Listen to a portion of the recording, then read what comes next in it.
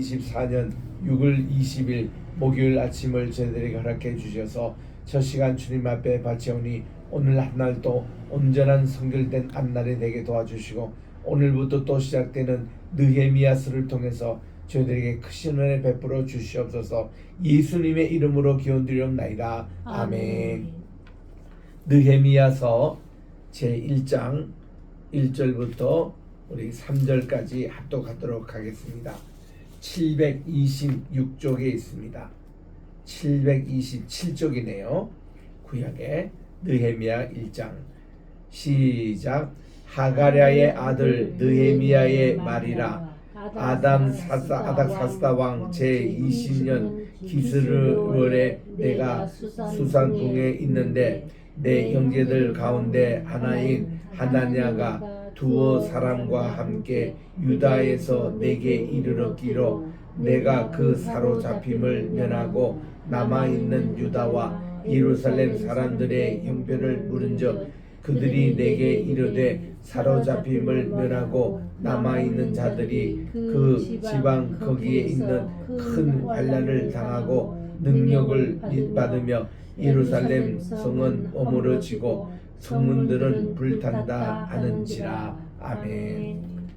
오늘부터 우리 느헤미야서를 강의하도록 하겠습니다. 에스라에 이어서 느헤미야는 구약의 히브리 성경에 유대인들이 보는 성경은 한 권으로 되어 있습니다. 요거를 우리 70인역에서 이렇게 느헤미야, 에스라 나눴습니다만은 이게 이제 한 권으로 되어 있는 책인데 에스라의 그 시대와 느헤미야의 시대는 13년이라는 간격이 있습니다. 전통적으로 이 에스라가 도착했던 제2차 기원은 BC 458년으로 그렇게 알려져 있고 이 느헤미야가 귀환한 제3차 포로 귀환은 13년 후인 444년 이렇게 알려지고 있습니다. 이게 요즘은 또 컴퓨터 시스템으로 이게 이제 홀리스틱이라는 분이 조금 연도를 앞당기고 이제 있기는 합니다만은 어쨌든 이 에스라와 느헤미야는 우리 제2성전이 건립된 이후에 있었던 일인 것입니다. 우리 에스라서에서 살폈던 대로 에스라가 와서 한 일은 이 에스라서에 의하면은 이 통원 문제를 그가 개혁했던 그래서 이렇게 3개월 동안 조사가 끝나고 그리고 이렇게 계획을 했던 그런 일만 기록이 돼 있지 느헤미야서에 사실은 상세하게 이렇게 기록된 모습을 봅니다. 느헤미야는 그분이 현지 총독으로 임명을 받고 이렇게 왔습니다. 그래서 이 느헤미야는 상세하게 그런 이런 개혁 운동을 자세히 기록하고 있는데 큰 물줄기를 보면은 느헤미야가 도착해서 제일 먼저 한 것이 52일 만에 예루살렘에 무너진 성벽을 재건했다는 것입니다. 지금 여러분들 이제 이스라엘 가보시면 예루살렘에 특별히 높은 벽이 쫙 이렇게 쌓아져 있습니다.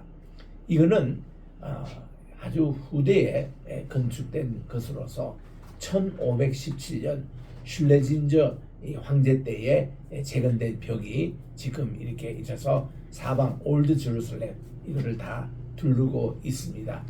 근데 뭐 우리 옛날에 이 느헤미야가 재건했던 성벽의 형체도 남아있지 않습니다. 거의 없고 느헤미야 당시 때에 이제 이 뭡니까 기둥 같은 몇 개가 남아 있는 것이 예루살렘 올드 제루살렘 성 안에 몇 개 있습니다. 그 이제 안내를 받으면 거기 이제 볼 수가 있는데 거의 없습니다. 그러니까 이때 예레미야가 어느 성벽을 어떻게 건축했는지에 대해서는 물증으로 남아 있는 것은 없습니다만은 성경에 자세하게 기록되어 있습니다. 자, 느헤미야 이제 그런 성벽이 건축되고 나서는 그가 모든 이제 이 하드웨어가 다 완성이 되고 나서는 소프트웨어인 개혁을 이제 시작을 하는데 여러 가지 그가 개혁했던 것이 많습니다. 안식일 준수에 대한 개혁도 하고 이스라엘 백성들의 신앙생활에 철저하게 말씀대로 순종하는 것도 하는 가운데 그 중에 하나가 통혼 문제가 또 여전히 있었습니다. 에스라 때 그렇게 이방 여인들과 함께 결혼했던 가정을 이렇게 다 적발해서 이거를 이혼시키게 하고 다 그랬습니다만은 느헤미야 때도 여전히 그런 통혼 문제가 있었던 것을 볼 수가 있습니다. 또 에스라에는 기록되지 않지만 느헤미야서에는 이렇게 수문 앞 광장에서 말씀 사경회를 개최한 것도 나옵니다. 그게 참 중요한 부분인데 이거는 지금 에스라가 이제 포로 생활을 하고 돌아와서 개혁, 이 포로 귀환민들과 함께 가져온 것이 오경이었습니다. 모세 오경. 그래서 이거를 다 편집한 것을 가지고 그가 이제 왔거든요. 그래서 이 말씀을 수문학 광장에서 읽는데 정말 모든 백성들이 그 말씀을 읽고 다 일제히 일어나서 두 손을 들고 아멘, 아멘 하고 응답하는, 그래서 이 오전 내내 하나님의 말씀이 읽혀지고 그리고 이걸 가지고 또 이렇게 큰 집회를 했던 모습들을 우리들이 보게 됩니다. 그래서 오늘 또 제가 여기 지금 말레이시아에 우리 오늘 목요일 넷째 날입니다.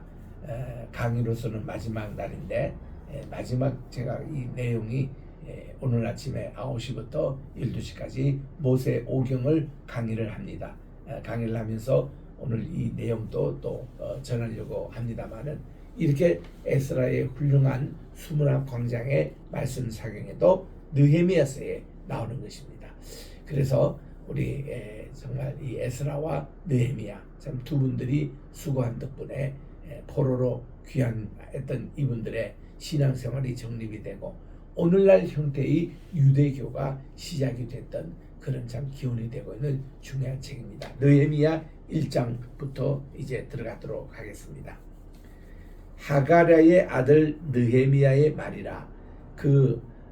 이 아버지가 다른 동명이인의 이름이 워낙 많다가 보니까 아버지의 누구의 아들 느헤미야 이렇게 얘기하거든요.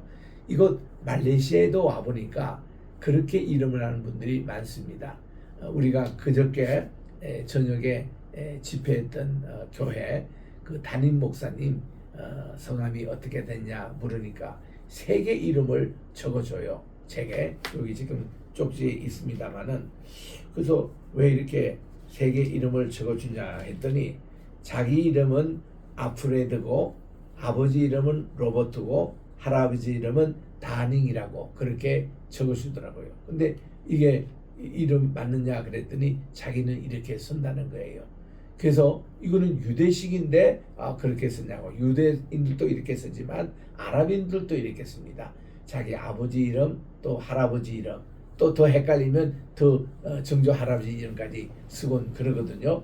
이름이 이제 확실하게, 그러니까 우리는 이제 이름을 쓰고 성을 쓰잖아요. 대신에 이분들은 자기 아버지 할아버지 이름을 쓰는 분들도. 그래서 제가 어저께 우리 총회장이 오셨기에 물어봤습니다. 모든 분들이 그렇게 하느냐 했더니 꼭 그렇지는 않다는 거예요. 그렇게 쓰는 분들도 있고 또 이제 전통적인 그런 성과 이름을 쓰는 그런 분들도 있고 해서 부족과 종족 따라서 이것도 틀린다 그런 말씀을 들었습니다만은, 여기도 지금 우리가 얘기하는 느헤미야라는 이름이 여러 곳이 나옵니다. 귀환민 가운데서도 동명이인이 몇 명 있습니다. 그래서 꼭 이 앞에 보면 하가랴의 아들 느헤미야라고 그렇게 말합니다.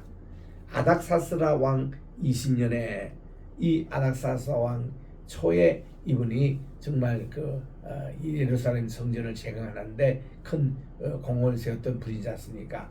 근데 성경에 나오는 이 아닥사스라 이름에 1세인지 2세인지 3세인지 그거는 또 성경에서 밝히고 있지 않기 때문에 이것이 이제 1세냐 2세냐, 우리가 이제 성전 재건할 때에 그때 칙령을 발표했던 분은 1세였고 여기 나오는 분은 2세였다. 아닥사스라 또 그렇게 분간이 됩니다. 그런데 최근 이 컴퓨터로 작업한 연도일을 다시 이렇게 재수정한 그 기록에 보면은 이분이 같은 동명이인으로 나오더라고요. 그래서 이 제2성전이 건축하고 나서 얼마 후에 에스라가 왔고 그 다음 또 얼마 후에 또 이렇게 느헤미야가 온 걸로 그렇게 이제 재해석을 하고 있는 것도 참고로 말씀을 드립니다. 자, 이 아닥사스라 제20년 기스를 올 때에 내가 수상궁에 있었는데 이 내라는 것은 느헤미야를 얘기하는 겁니다. 지금 여기에 느헤미야서는요 보면은 1인칭으로 자서전처럼 처음에 시작을 합니다. 그러다가 또 느헤미야가 3인칭으로도 나오기도 해요. 그래서 이거는 좀 이렇게 그 자료들이 섞인 것이 합친 것으로 그렇게 해석이 되는데 여기는 지금 1인칭으로 기록되어 있는 그 모습입니다. 그래서 그 수상궁에 있다는 얘기는 뭔가니 그가 높은 지위에 있었습니다. 황제를 모시고 내 형제들 가운데 하나인 하나니아가, 내 형제는 유대인이에요. 지금 여기는 현재 페르시아 나라였거든요. 페르시아 나라의 황제 궁의 높은 자리에 지금 느헤미야가 봉직하고 있었는데 최근에 자기 이제 동족 유대인으로서 지금 고향인 예루살렘에 다녀온 분이 있었습니다. 그래서 내가 그분이 이제 돌아왔기에 내가 그 사로잡힘을 멸하고 남아있는 유다, 이거는 어떤 뜻입니까? 옛날 588년에 예루살렘 성전이 무너질 그때에 많은 포로를 잡아가지고 이제 그 바빌론으로 갔지 않습니까? 근데 그때 포로로 잡혀가지 않고 예루살렘에 남아있는 분들이 있었습니다. 이분들이 어떤 분인가 하면은 예레미야 맨 끝에 보니까 가난하고 비천하고 땅도 없고 또 이런 또 병약자들 그리고 별 보려는 사람들 천민들 이런 사람들이 남아 있었습니다. 이게 일군들이 남아 있었고 그리고는 50년 동안 포로 생활하는 동안에 이 땅은 누가 다스리게 됐냐면 사마리아 총독이 와서 다스렸습니다. 그러다 보니까 예루살렘은 파괴된 채로 그대로 황무한 상태로 있었던 것입니다. 그러니까 지금 포로로 잡혀가지 않고 거기에 남아있던 자들의 생활과 또 최근에 이제 이렇게 예루살렘으로 포로민들이 돌아왔잖아요. 그런 이제 생활들을 자세히 이렇게 물어보니까 3절에 이제 이런 대답을 했습니다. 그들이 내게 이르되 사로잡힘을 면하고 남아있는 자들이 그 지방 거기에서 큰 환난을 당하고 천민들 힘든 분들 이런 분들이 또 이 사마리아 또 통치까지 받았으니 참 저들이 정말 큰 환난을 당했고 능력을 받으며 예루살렘 성은 다 허물어져 있는 상태로 지금도 있고 성문들은 불탔다 하느니라. 예루살렘의 제2성전만 겨우 지금 봉헌된 것 뿐이지 그 나머지 이 성봉이라든지 옛날에 저 불타서 그 했던 그 성문짝은 그대로 이렇게 있는 황폐함을 이렇게 보고 왔다는 것입니다. 그래서 이 느헤미야가 이 말을 듣는 순간에 앉아서 울고 수일 동안 슬퍼하며 하늘의 하나님 아버지께 금식하며 기도하여 정말 이 느헤미야가 이런 모습을 볼 때에 이분이요 비록 자기는 포로민으로 이렇게 해서 해방돼서 돌아가지는 않았지만은 마음속에는 예루살렘이 늘 고향으로 있었던 것입니다. 그래서 여기에 대해서 염려하고 나라를 위해서 늘 기도하고 이런 생활을 늘 하고 있었던 것이 여기에 증명이 되는 거예요. 그러니까 그 소리를 들으니까 그때부터 밥맛도 없어지고 하나님께 모든 곡기를 끊고 하나님께 금식으로 기도를 하면서 이런 내용의 기도입니다. 이게 유명한 느헤미야의 기도입니다. 5절에 보니까 하늘의 하나님 여호와 크고 두려우신 하나님이여 주님을 사랑하고 주님의 계명을 지키는 자에게 언약을 지키시며 긍휼을 베푸시는 주님 간구하옵니다. 이제 종이 주의 종들인 이스라엘 자손을 위하여 주야로 기도하오며 우리 이스라엘 자손이 주님께 범죄한 죄들을 자복하오니 이것은요 우리 조상들이 지었던 우상 숭배죄 하나님 말씀 불순종한 죄 이런 모든 죄들을 마침 내가 지은 양 다 주님께 회개 기도하고 하나님께 금식 기도했던 것이 느헤미야의 기도의 특징입니다. 이 모든 조상의 죄를 내가 지었냐 이렇게 해서 이스라엘 자손이 주께 범죄한 자들을 제가 자백하오니 주님이여 귀를 기울이시며 눈을 여시사 종의 기도를 들으시옵소서. 저와 제 아버지의 집이 범죄하여 주를 향하여 크게 악을 행하여 주께서 주의 종 모세에게 명령하신 계명과 율례와 또 규례를 지키지 아니하였습니다. 항상 우리 하나님께 회개할 때는 이 내용을 기도해야 합니다. 말씀을 먼저 잡은 이렇게 맡은 분이 이스라엘 자손 아니겠습니까? 그래서 이스라엘 자손들은요, 하나님께 말씀을 맡은 자로서 지키지 못한 불순종의 죄를 먼저 회개할 수밖에 없는 것입니다. 이게 우리 사도 바울이 로마서를 쓸 때도 똑같은 얘기를 합니다. 우리 로마서 9장에 가보면은 우리들은 하나님의 말씀을 맡은 동족이라는 것이죠. 그래서 이 말씀을 순종하지 못한 이 죄를 하나님께 꼭 우리들은 회개해야 된다는 것을 강조했듯이 느헤미야가 바로 그 기도를 한 겁니다. 8절에 갑니다. 옛적에 주님께서는 주의 종 모세에게 명령하여 이르시되 만일 너희가 범죄하면 내가 너희를 여러 나라 가운데서 흩을 것이요. 우리 하나님이 경고한 말씀이 있잖아요. 이렇게 말씀을 불순종했을 때에 내리는 재앙 가운데 하나가 예를 들면 가뭄이 있습니다. 전쟁이라는 게 있습니다. 또 전염병이 있습니다. 그리고 또 하나는 남의 나라에 포로로 잡혀가는 그 일도 이 재앙의 가운데 하나 있습니다. 그 예언한 대로 이렇게 이루어졌다는 것이죠. 이렇게 흩을 것이며 만일 내게로 돌아와 내 계명을 지켜 행하면 너희 쫓긴 자가 하늘 끝에 있을지라도 내가 거기서부터 그들을 모아 내 이름을 두려고 택한 곳, 이것이 예루살렘 성전을 말합니다. 하나님의 이름을 두려고 택한 곳이라. 우리 신명기 12장 5절에도 나오고 10절에도 나오고 21절에도 나와요. 세 번이나 강조하고 있습니다. 하나님의 성전의 개념이 뭔가 하니 하나님의 이름을 두려고 택하신 곳이에요. 그러면 하나님의 이름이라는 게 무엇입니까? 하나님의 아이덴티티, 하나님의 정체의 성입니다. 이거는 바로 여호와 쉐키나를 얘기하는 거예요. 하나님의 영광이 머무는 곳을 얘기하는 겁니다. 하나님의 이름을 두려고 택한 그 곳 자체가 바로 우리 하나님의 지성소 있을 때에 위에 속죄소 뚜껑에 하나님의 영광 쉐키나가 임한 바로 그 모습입니다.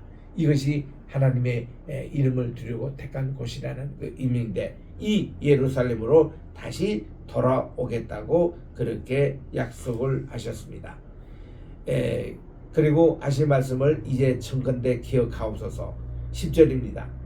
이들은 주께서 일찍이 큰 권능과 강한 손으로 구속하신 주의 종들이며 있는데 일찍이라는 이것이 출애굽 당시입니다. 출애굽 당시 때에 홍해 바다를 건넜을 때의 그때 얘기였습니다. 큰 권능과 강한 손으로 이거를 강조합니다. 이거는 어떤 의미일까요? 그 당시 도저히 있을 수 없는 일이 일어났다는 겁니다. 홍해 바다 위에 하나님의 크신 손과 강하신 팔의 역사가 일어난 역사를 봅니다. 그래서 우리 요즘 이제 다큐도 우리가 찍고 왔습니다만은 어느 것이 진정한 홍해 바다였을까? 또 어디로 이제 이스라엘 백성들이 출애굽할 경로에 대해서 많이 연구 조사를 지금 하고 있지 않습니까? 근데 지난번에 빅터 호수라는 곳으로 우리 촬영하러 간 겁니다. 많은 학자들이 그곳이 홍해 바다 사건이 일어났던 곳이라고 주장하는 곳입니다. 제가 그 현장에 가서 촬영하면서 그런 얘기를 했습니다. 빅터 호수 이거 아니라고. 이게 얌수프라고 옛날에 뭐 이해가 있었대요. 이게 무슨 갈대 바다라는 그런 이름인 얌수프라는 별명이 있었다는 겁니다. 그런데요, 이런 하나님이 잔잔한 이 호숫가, 아름다운 호숫가를 이렇게 갈라가지고 크게 했다. 이거는 여기 지금 말씀한 대로 하나님의 강한 손과 표심팔에 그 어떤 권능의 기적이 거기는 아니라는 겁니다. 그래서 우리 이 성경을 연구하는 학자분들이 말이죠, 너무 그렇게 문자적으로 뭐 그렇게 논리적으로 그런데 초점을 두는 것보다 이런 하나님의 기적의 역사 이것까지 우리가 같이 읽으면은 그게 아니라는 것을 자기들 스스로도 깨달을 수 있을 거예요. 근데 우리 노에바 앞에 있는 우리 홍해바다 거기 오면요 이 실감이 납니다. 아 거기에 토사가 이렇게 흘러내려 가지고 많은 이 모래바닥이 형성된 그곳에 오늘날 누에바 마을이 서 있잖아요. 어? 그것이 저기 그 와디 그 위에 있는 그것인데 바하 히롯이라고 그 장소가 바하 히롯이라고 우리는 추정합니다. 거기서 내려왔던 이 토사가 탁 이렇게 해서 이 길이만 또 6km, 폭이 2km 되는 이런 큰 마을을 이루고 있는 그런 모습들을 현장에 가서 우리가 봤지 않습니까? 그 이런 모습과 함께 하나님께서 여기에 홍해를 가르실 때에 큰 팔과 또 강하신 손과 표심팔로 이런 내용인데 여기 이제 일찍이라는 게 그 내용입니다. 그래서 이게 손으로 구속하신 주의 종들이요 주님의 백성입니다. 11절에 갑니다. 주님 구하옵나니 귀를 기울이사 종의 기도와 주의 이름을 경외하기를 기뻐하는 종들의 기도를 들으시고 오늘 종이 형통하여 이 사람들 앞에서 은혜를 입게 하옵소서 하였더니 그때에 내가 왕의 술 관원이 되었느니라 해서 자기 직분까지 밝히고 있습니다. 이 왕의 술 관원이라 어저께도 제가 잠시 소개했습니다마는 그 당시 왕이 가장 신복하는 가장 이렇게 신임하는 두 종을 양쪽에 뒀습니다. 하나는 무기를 관리하는 종이었습니다. 요즘으로 말하면 권총을 관리하는 종을 경호대장을 옆에 두고 또 한편에서는 그 왕의 수락관 그 대장금이라고 하는 이런 왕의 음식을 담당하는 그런 분을 가장 이렇게 신임하는 종을 이렇게 내세웠습니다. 그때 페르시아 왕실에 보니까 이게 두 직제 가운데서 누가 더 높으냐면은 무기를 관장하는 분이 아니고 술 맡은 관원장이었더라고요. 그 왕에게 이렇게 음료수를 늘 제공하고 술을 제공하는 그런 관원인데 이 관원장은 장관급입니다. 그냥 음료수만 제공하는 게 아니라 왕이 수시로 왕의 어떤 일에 대해서 묻고 했던 척사의 역할을 다 했다고 그래요. 이 척사라는 것은 뭔가니 지혜자입니다. 우리 그 제갈 공명처럼 삼국지에 나오는 그런 척사예요. 그래서 왕이 어떤 외교 사절단을 만나가지고 뭐를 건의를 받으면은 자 이거를 어떻게 할 것이요 하고 가장 가까운 측근인 이 척사에게 묻지 않습니까? 그래서 지혜를 구하고 그런 역할을 느헤미야가 했다는 겁니다. 그래서 이 굉장히 중요한 요직에 있는 자 쉽게 말하면 이 페르시아 제국의 제2인자에 해당되는 그 위치에 앉아있는 이 느헤미야가 자기 조국 유다 예루살렘을 하루도 잊지 않고 늘 기도해 왔다는 것입니다.